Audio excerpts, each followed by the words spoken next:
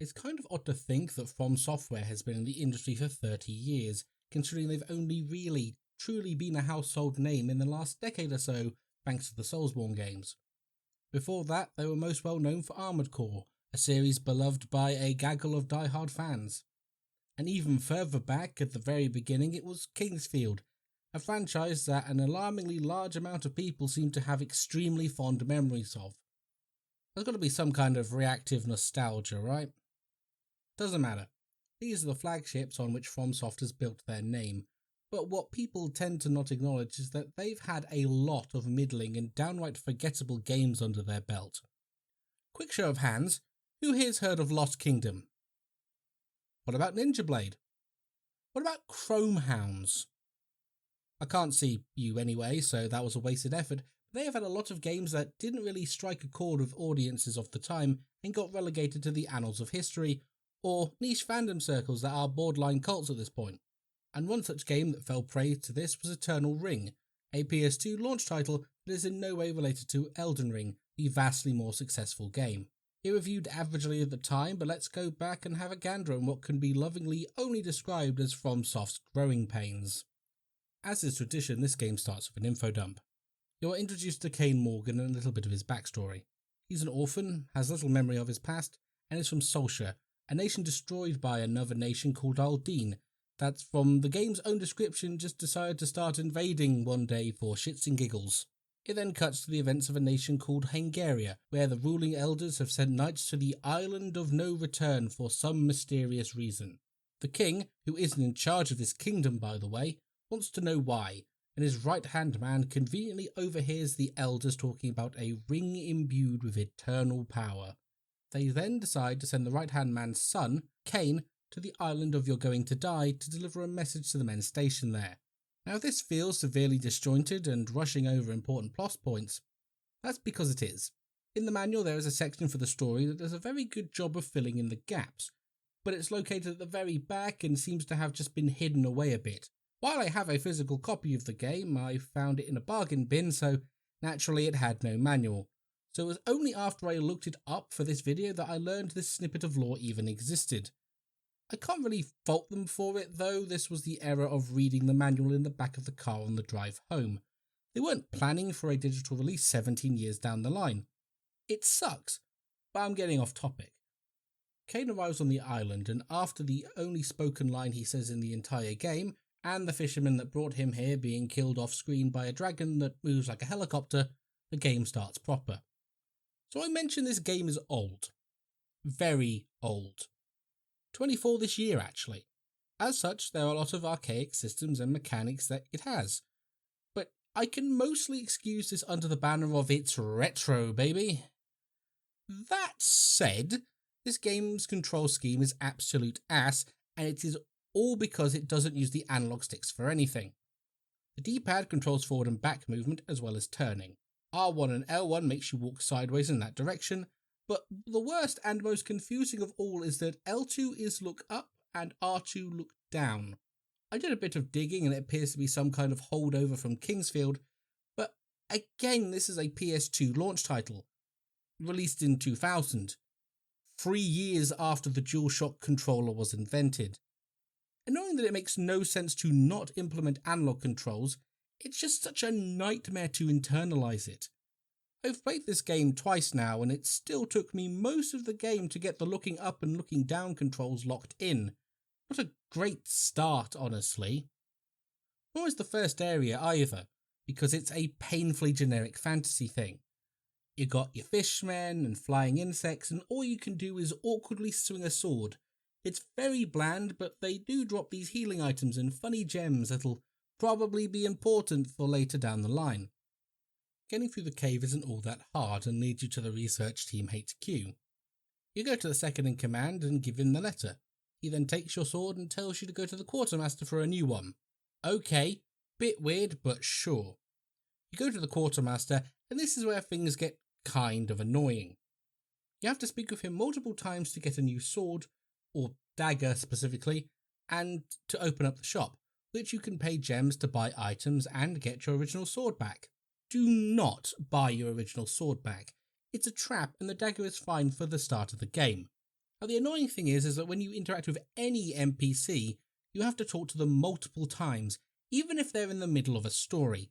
They will just stop talking until you interact with them again. But it's okay, it's an old game.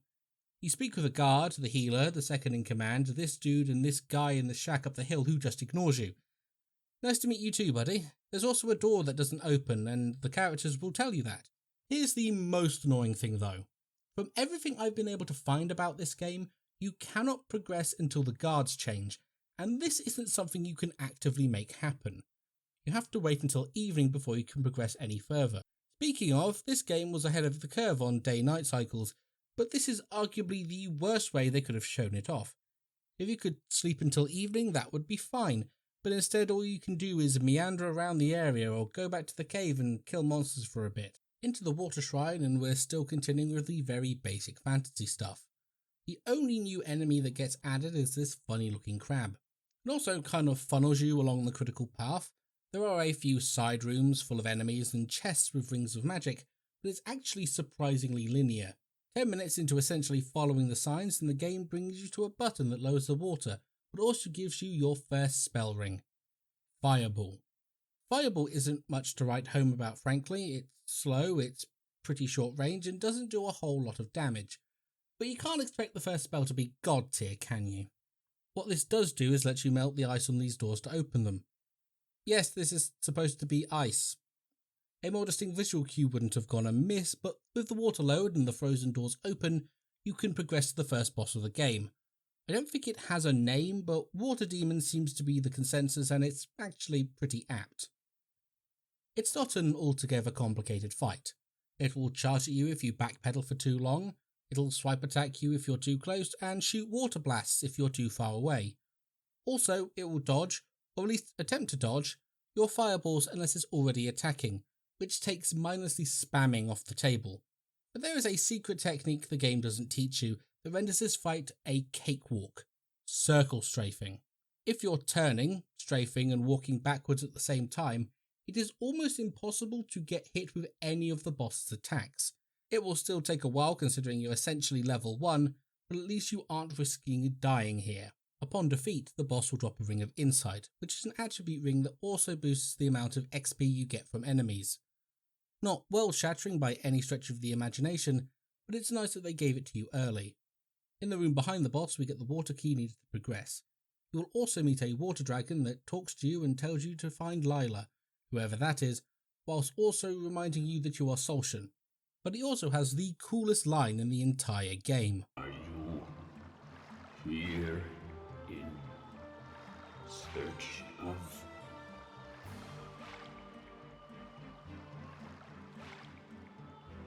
eternity? After this, it's simply a case of returning to HQ to deliver the good news and everyone's dead. See, the captain, this guy that refuses to even acknowledge your existence on the first visit, has begun turning into a freakish monstrosity that killed everyone for the Eternal Ring. Tragedy of the situation aside, you can now get your original sword back for free, which is nice. I say they're all dead, but this guy just falls unconscious and the healer woman only dies after you talk to her, so that's on you, pal. Head towards the fancy blue door and you'll get attacked by a werewolf, which is a sort of boss encounter. He only has one move where he will charge directly at you and jump attack after dodging side to side for a bit. Also not a hard fight, as you just have to strafe a bit when he runs at you and you win. We then switch to a cutscene of Cain standing over more graves than there were before walking off. But this also acts as a much better way of showing off the day-night cycle, because if you look at the days before and after the cutscene, you'll notice a day has passed in-game. This? I'll take this over waiting for dudes to swap places any day. It is now, maybe an hour in, where you are introduced to the most important mechanic of the game: ring crafting. At most major save points in the game, there will be a teleporter that takes you to the Forgotten Dais. In it you will find a funny wizard man that will let you trade gems you've been collecting for rings, which are split into magic rings, your active spells, and attribute rings, your passive buffs. As this is an old-ass game, the explanation for this and most other mechanics is only covered in the manual, and while there are guides online for ring creation, most of it is either poorly translated or just extremely confusing. You can find the manual on the Internet Archive, but to save time, let me give you a quickish rundown. To make magic rings, you need rings of magic. Luckily, you would have found some kicking around the water shrine if you explored a bit. When creating a ring, you are given 3 slots on either side of the screen. As you've probably already noticed, all the gems you've collected have been one of 4 elements so far: water, fire, earth and wind. There's also light and dark, but they are rare and appear much later. The gems you place in the left determine the element of the spell, while the gems you place in the right determine what type of spell it is. Fire, wind and light will make it an attack ring, whereas water, earth and dark make assist rings, which are self-buffs, enemy debuffs and healing. Mostly healing, honestly. You'll also have noticed that each gem has a level tied to it. The total level of the gems used determines the tier of the spell, from 1 to 4 for the basic element, and 1 to 3 for light and dark, which are technically stronger than the other 4 elements. Technically. It is also best just to hit the minimum level requirements, as there is no benefit for anything higher unless you're going for the next tier up. However, this is where the manual just straight up lies to you. It says light goes up to tier 3 and dark only tier 2. This is completely wrong. Light and dark attack rings go up to tier 3, but support is only to tier 2. Which is probably extremely confusing considering everything else in this book is correct. But secondly, we have attribute rings, which are honestly a lot simpler. Doesn't cost a ring, just gems. These rings simply buff a specific element, so it's best to use the same element gems while making them. Great points to this, but you can also create twin attribute rings, but the manual itself explains that this is RNG and takes a lot of save scumming, and honestly, they really aren't worth it. That's basically everything you need to know about ring crafting. It's not very intuitive and the animation takes 30 seconds per ring, but you're going to have to get used to it because that's what your life is now. But since we're here, let's explain how the magic system actually works, because it was the main draw of this game. You can equip up to 10 rings at a time, 5 magic and 5 attribute. The power of your magic is based on the tier of the ring but also the level of your attribute. Equipping any ring will increase your attribute for its element and make the corresponding spells stronger, whilst also increasing your resistance to attacks of that element. However, it will also decrease the attribute of the opposing element, but by a completely negligible amount, so it isn't really worth worrying about. That's all fine and dandy, but it's when you get around to the spell slinging where things get a bit wonky. Each time you cast a spell, it's put on a short cooldown. This is fine in a bubble, but when you swap rings, which the game wants you to do, it puts it on a longer cooldown before you can cast again, which incentivizes just sticking with one spell for most encounters. The game also incorporates magic into the day-night cycle, where certain elements are more powerful at different times of the day. While this is a neat little mechanic, it's something you will likely ignore for the entire game for 3 reasons. Firstly, swapping your ring setup to that element takes a while and will automatically put you on a longer cooldown for switching spells. Secondly, the clock is only visible when you pause the game, so unless you're constantly pausing to check, you aren't going to know what element it's time for. And finally, from what I can tell, the difference in spell strength is basically non-existent and not worth even catering to. I genuinely don't think I've ever played anything where the main mechanic of the game is designed almost intentionally to spite the main mechanic of the game. But the next stop is the worship area, and other than seemingly being part of fantasy trope bingo, there isn't a whole lot going on. Oh, but you meet a weird math dude that gives you a ring of resist poison, which probably triggered every Soulborn veteran's fight or flight response. There's a seemingly random earthquake that this dude acts like he dodged before he tells you to go through the valley and not the forest across the bridge before he enters standby mode. A little further on, you do come across the bridge he was talking about. Now, here's the funny thing. In terms of progression, if you know where you're going, you can easily blitz through the forest and more or less completely avoid the valley. The issue is that there's rings and a lot of XP to gain in there, which you'll need going forward. So unfortunately, you're going to need to enter the valley. You know how Miyazaki has this thing for adding poison swamps and everyone complains about them? Well, what if I told you that From's poison swamps were worse before he joined the company? Because it's time to meet the Disposal Valley, which will henceforth be known as BAPS. Biblically Accurate Poison Swamp. Why BAPS? That's simple. Take everything people hate about Soulsborne swamps and increase it by a magnitude of 5. Unlike Soulsborne swamps, where if you stand in it for too long you get poisoned, getting poisoned in BAPS can happen any time, at random, anywhere. Even if you're stood in a cave, it treats the entire area as poisonous. When you get poisoned in a Soulsborne, if you're poisoned, it's a slowly emptying bar, a hissing sound and a minor visual effect. In Eternal Ring, the entire screen flashes bright green, and while after further research it seems to last 80 seconds, there is no visual indicator for how long you have left. Add to this the knowledge that it does 2 damage per second, so it will either kill you or completely drain you of supplies.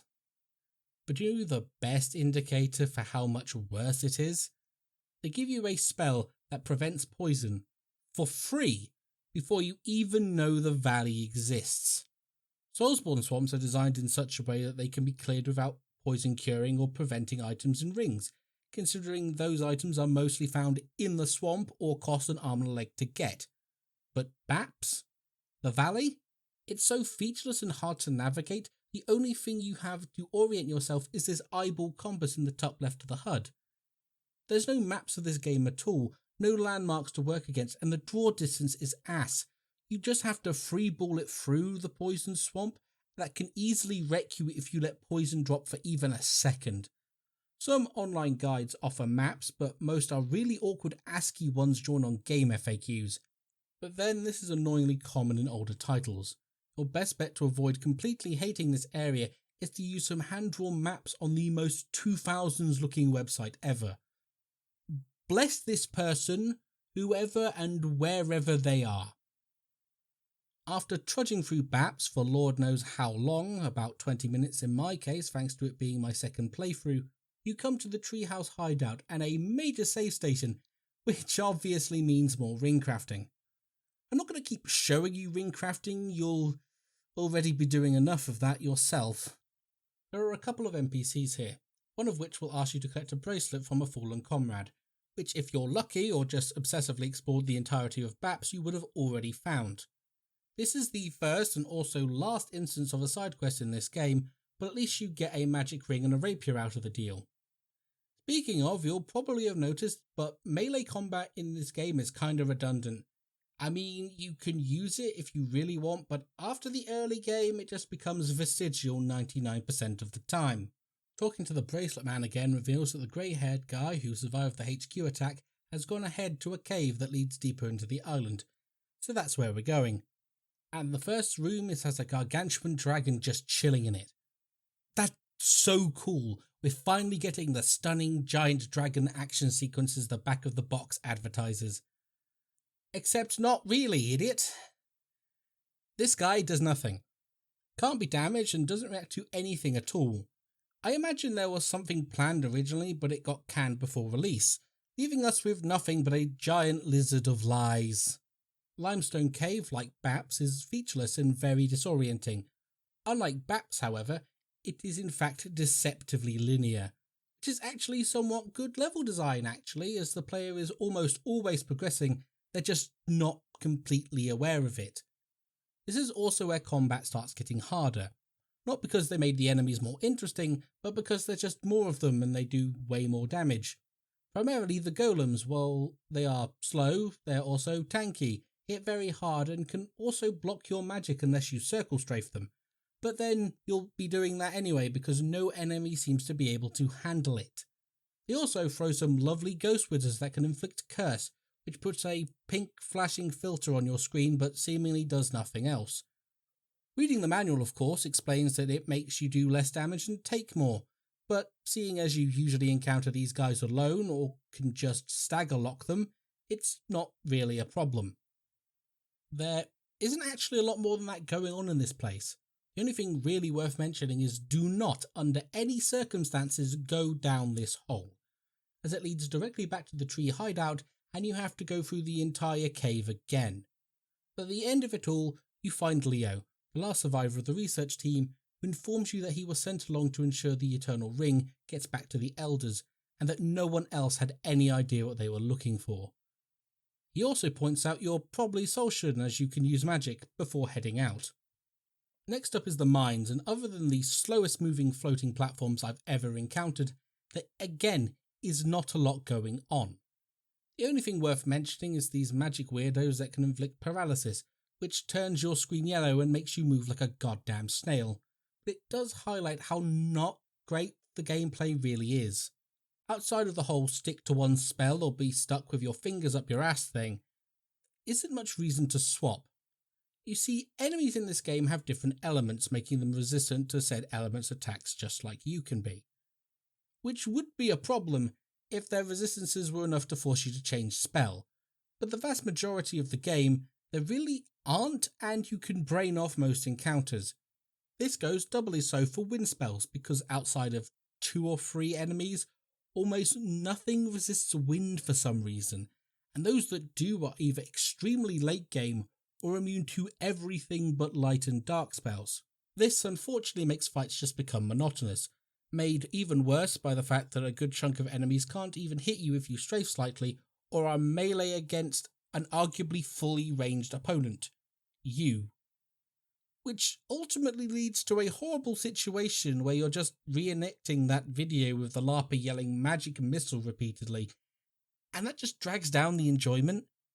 This game is old and is still playing by old school PSX sensibilities, but I am 90% sure a lot of Eternal Ring's issues could be resolved if they just used analog sticks and freed up 8 buttons.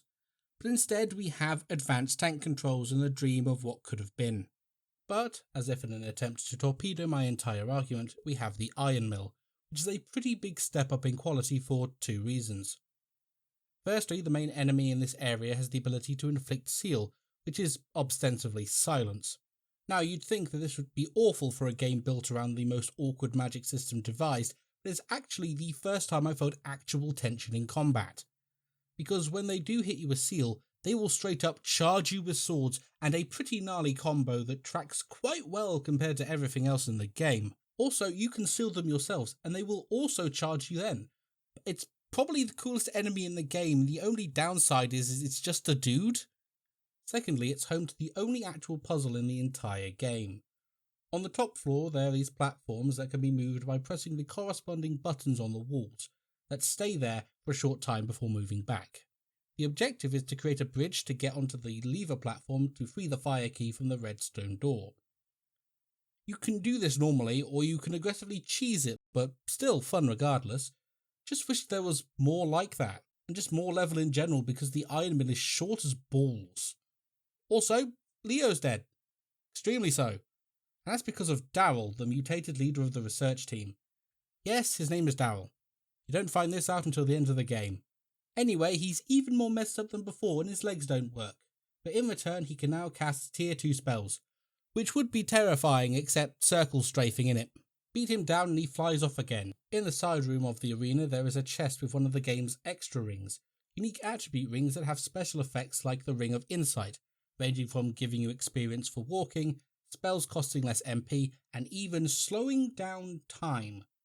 However, only 6 of the 14 are actually altogether that good, either because of when they are obtained or because their effect is abysmally bad.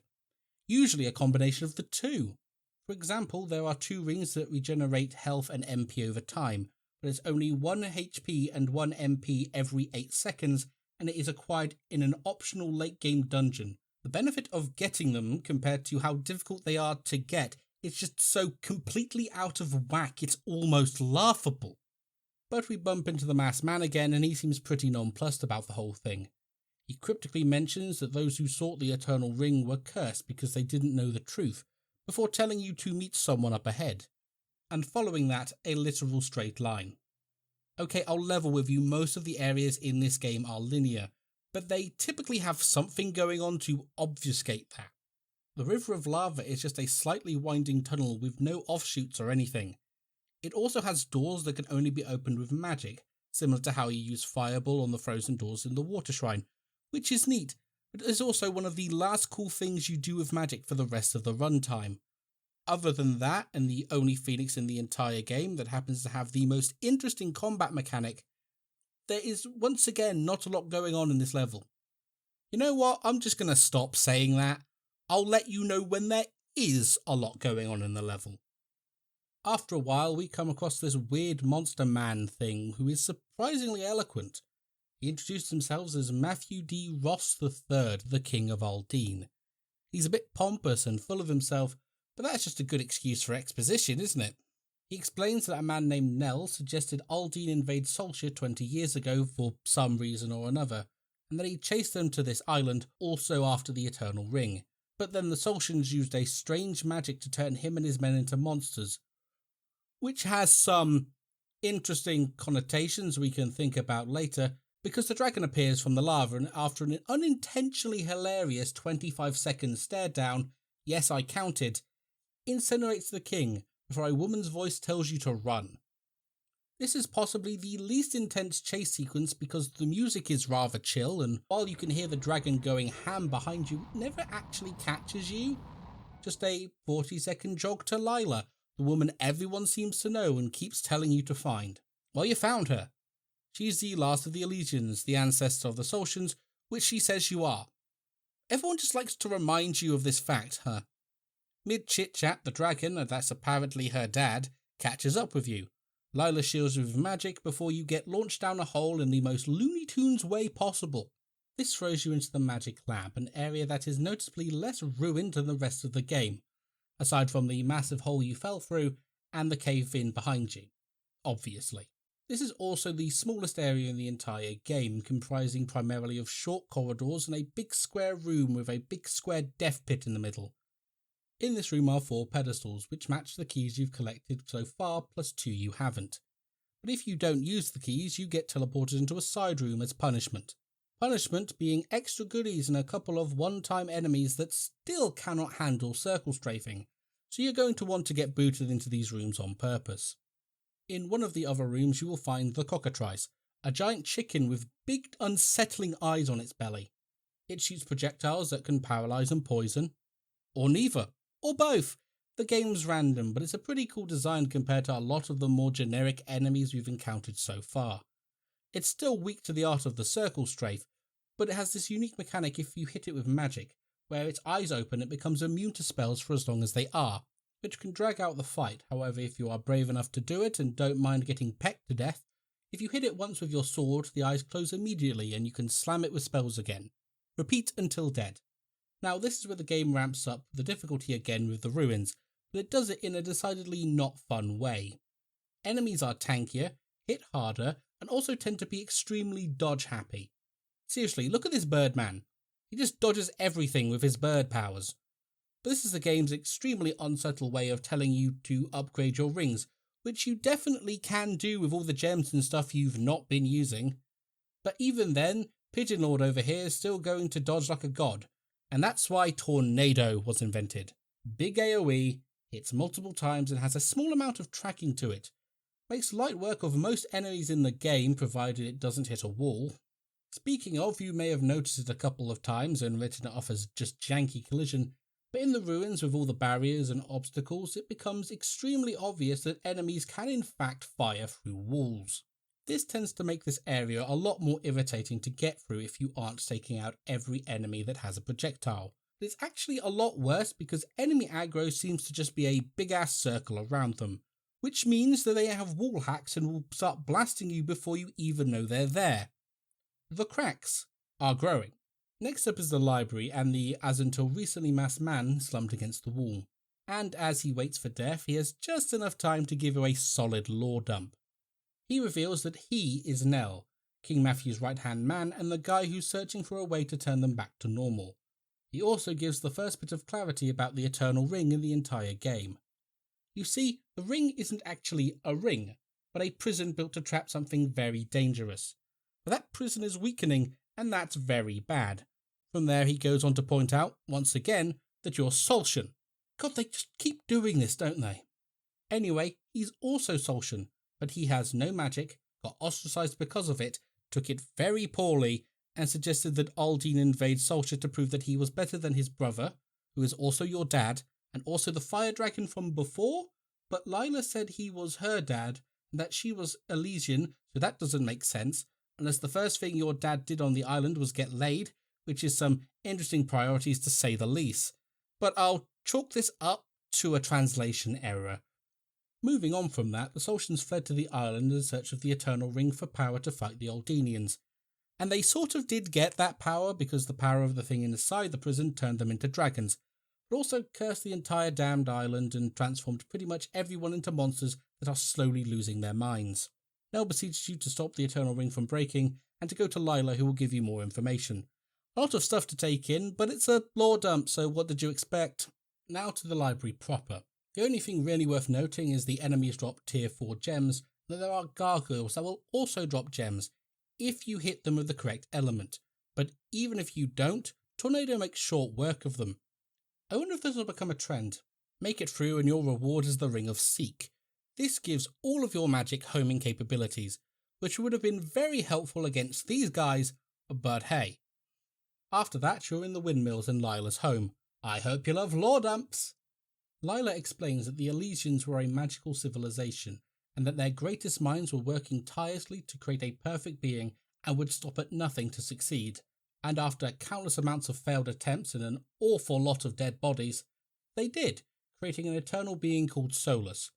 As is tradition, they decided to worship him as a god, but they made a tiny, insignificant, catastrophic blunder. Solus was created without emotions, and being immortal had no concept of mortality. So, as is also tradition for god creation stories, Solus would just destroy cities and slay thousands before the mages realised in making an emotionless god with no concept of mortality, they had inadvertently created an emotionless god with no concept of mortality. Funny that. So they sealed him away in the Eternal Ring outside of space and time, but most of the Elysians left for the mainland, became Solstians, and promptly forgot 98% of everything. Then Aldine attacked, they fled to the island, yada yada, you know the rest. The remaining Elysians tried to seal the Eternal Ring again, but were not good enough, and the ring has been slowly collapsing ever since. And this is great because it explains pretty much everything. Why Disposal Valley is this poisonous trench of death, why the worship area exists, why the lab seems to be way better kept than everything else, why the earthquakes keep randomly happening. It all slots into place. It just sucks that it takes so long to get around to explaining any of this. Speaking of earthquakes, Lila gets cut off by one and runs off to do something, asking you to stay put, which you absolutely do not do. But before you go anywhere, there is this true sight ring on the mantle, and it reveals invisible rings, and oh boy. Let's talk about the Rings of Magic, because this is some old school design I don't bemoan the death of. As you'll have noticed while playing, Rings of Magic, the most important resource in the game, are either found in chests or just lying on the ground in random locations, and because of their size, it is incredibly difficult to find them without some sort of guide. I mean, how are you supposed to find this one, for example? And now that you can see invisible rings, it gets even more ridiculous. One is located directly on the mantle you get the true sight from, and it's extremely easy to miss unless you immediately equip it, which I think the game expects you to do, but regardless, don't make the most important resource of the game something you need exact grid coordinates to find. My little rant over, if you follow Lila's trail, which you have to progress, you'll bump into the water dragon from the start of the game. He uses the last of his magic to tell you that he's Azabar Durin, the leader of the Solstians, and to give you the final info dump. Lila is also one of the last of the Solstians, revealing the Elysian thing was either a mistake or she was adopted at a young age. Kind of like you, actually. Narrative parallels. Anyway, he reiterates that the Eternal Ring is slowly failing, and all the earthquakes are caused by Solus trying to escape. Lila has taken on the task of trying to teach the emotionless god with no concept of mortality, emotions, and the concept of mortality. And while I joke, it's a better plan than just running. Azabar also fully confirms that you and Lila are related, and that your father was Gil Grey, and your name is actually Lynn Grey, before asking you to save Lila. But the real problem here is the game doesn't really give you a reason to be emotionally invested in this lineage reveal. It's a problem with the silent protagonist for sure, but even then you feel like a passive observer the entire game, and it just dumps everything on you in the space of 30 minutes right near the end, before continuing on like nothing happened. Next up is the Tower of Storms, and the only thing worth noting is they add enemies that can knock you off the floor you're on, but they're also easy to spot, so it's basically impossible to get caught by it. At the top we have the Water Dragon, a boss unique in the fact that it's immune to being circle strafed, but only because 3/4 of that circle is instant death. But if you thought this would make the fight hard, allow me to disappoint you completely. It only has 2 offensive moves, and one of those has massive quotation marks on it. It can cast Tornado, which can be easily baited and dodged. The other move is creating high winds to push you off the tower, but this is negated by just walking forward. The only thing this boss really has going for it is a massive health pool and wind immunity. Picking up the key that it drops is more dangerous than the dragon itself, which sucks. Doubly so because this is the last/only dragon encounter in the entire game. So much for the stunning giant dragon action sequences advertised on the back of the box. Speaking of, you've got to admire the big brass ones to go with the tagline, "Who said fantasies had to be final?" While this game isn't bad by any stretch of the imagination, this is the definition of punching above your weight class.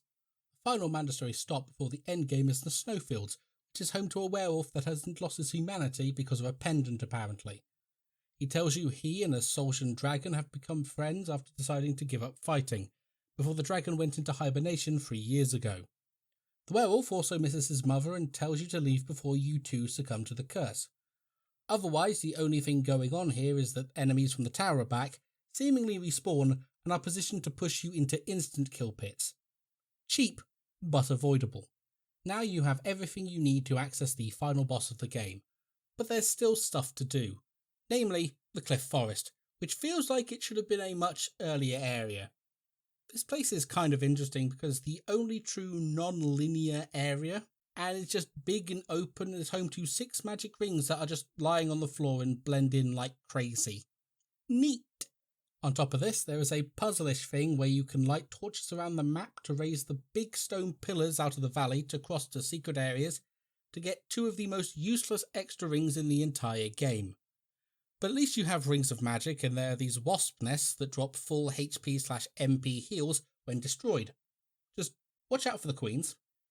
But now we have the path to the final boss, right? Yes, but there's also one last thing in the game to do, and I'm pretty sure the only hint to its existence is in the opening cutscene. You'll want to backtrack all the way to the beach at the start of the game, and if you follow the cliff round to the left from the entrance, you find another ring of magic and also a cave. Inside this cave is a door that can only be opened if you have light or dark magic, which is clearly designed to stop you from coming here too early, but at this stage of the game you definitely have a couple of suitable spells. This brings you to the entrance of the Sealed Labyrinth, an optional late game area that'll probably drive you insane. It's best to be stocked up on a lot of high level spells, especially things like Lightning, Purify and Curing Water, as well as seek and branch extra rings if you want to make this as painless as possible.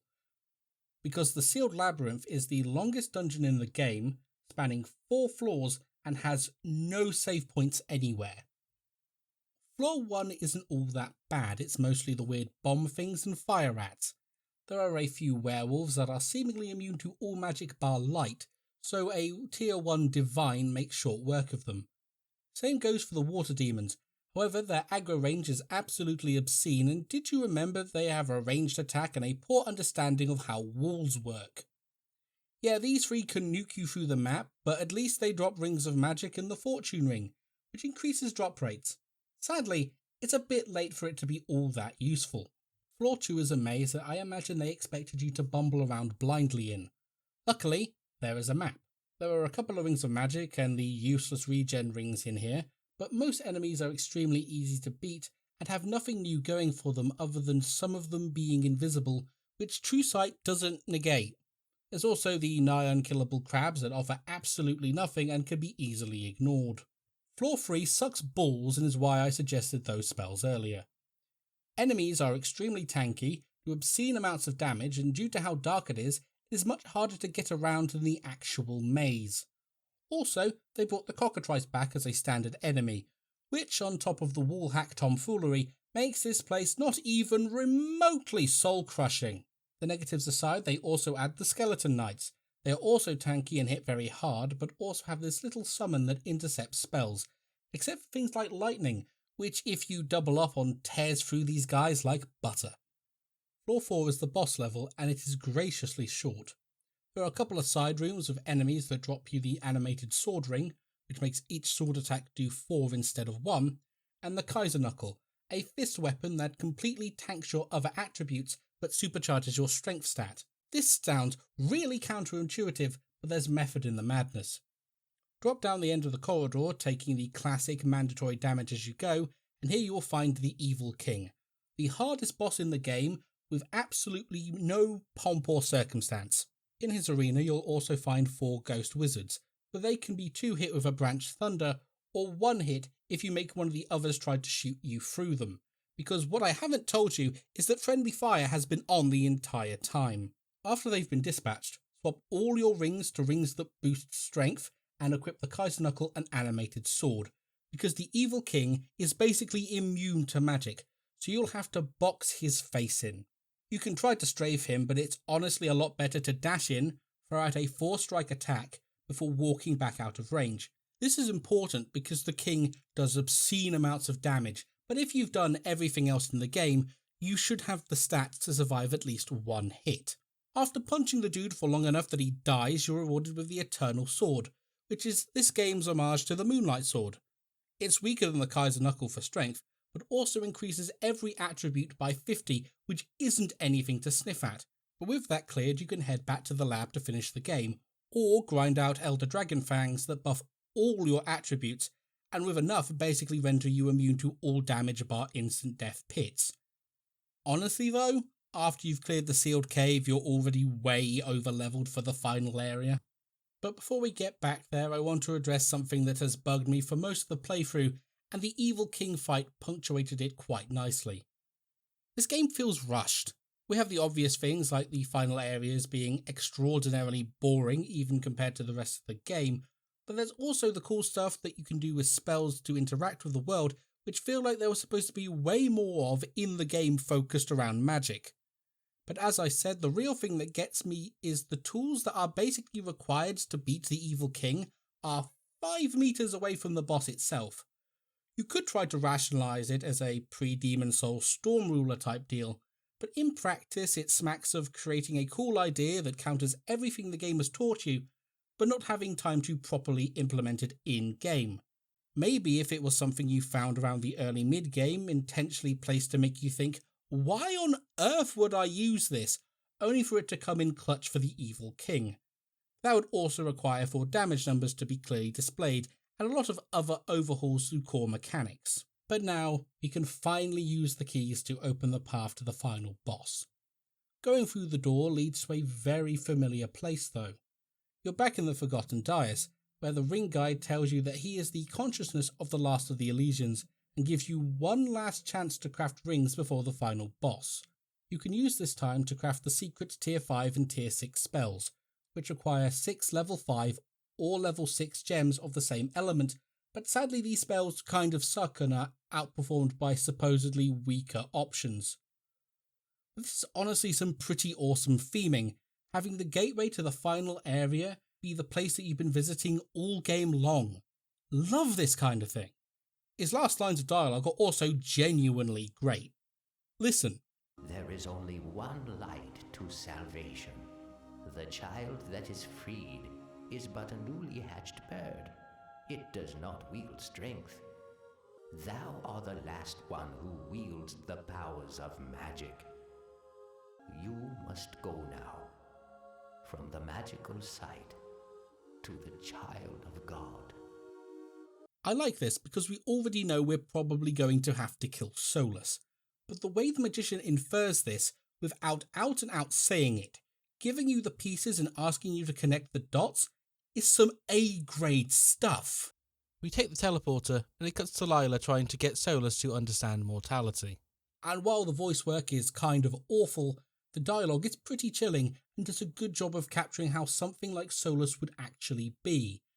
Thinking that death has no consequence because another will take their place, because it sees everything as a collective and not as individuals. But then they get interrupted by someone entering the Eternal Realm and Lila goes to investigate, which then cuts back to you. For the last time, there is nothing much going on here. It's a linear path over the void as is tradition with RPGs, and there are no new enemies, and none of them are really a threat unless you play like a dumbass, which I definitely did. A couple of flaws of this and you come across Lila, dying on the ground, lamenting that she wasn't able to teach Solus to be human, so to speak, before passing away. Go through the door and you're faced with Daryl, the Dark Angel, again.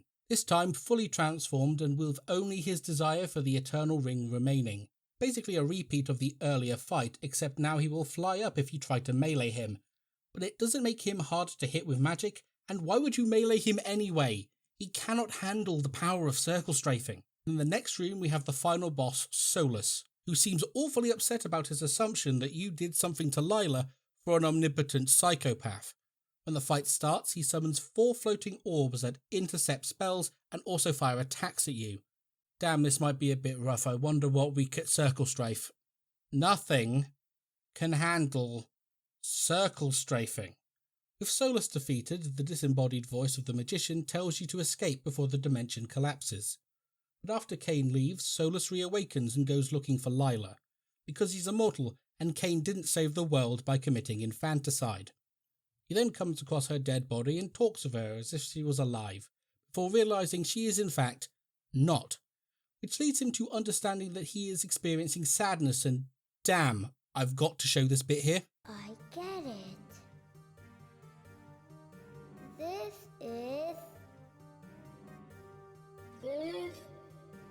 is death. Afterwards, we go back to the fun tapestry scenes explaining how the death of Daryl, who the people loved apparently, led to the elders being overthrown, King Ian becoming the de facto ruler once again, and Cain becoming the king's right-hand man, before disappearing for a few years and coming back with Solus. And that's how it stayed until Cain died of old age and Solus buggered off somewhere. Not the most riveting ending, but it puts a bow on everything, I guess. Ultimately, I'm in two minds about this game. While it has an interesting magic system as its core mechanic, a lot of it feels superfluous or half-realised. Spell balancing is off, as certain low-level spells completely outperform the max tier ones. Outside of heals, most support spells are either useless or just far too niche to be worth equipping. While I enjoyed what story the game had, it's conveyed poorly, and it dumps everything at the very end of the game. And all around it smacks of something that got rushed out for the PS2's launch, instead of giving it the time it needed to realise its potential. It's just sadly very middling, and I think Jeff Lundgren's review in Next Gen issue 71 sums it up pretty well, especially with his closing statement. You could do a lot worse. You could do a lot better though. I hope you enjoyed. If you did, please leave a like, leave a comment, and maybe even subscribe.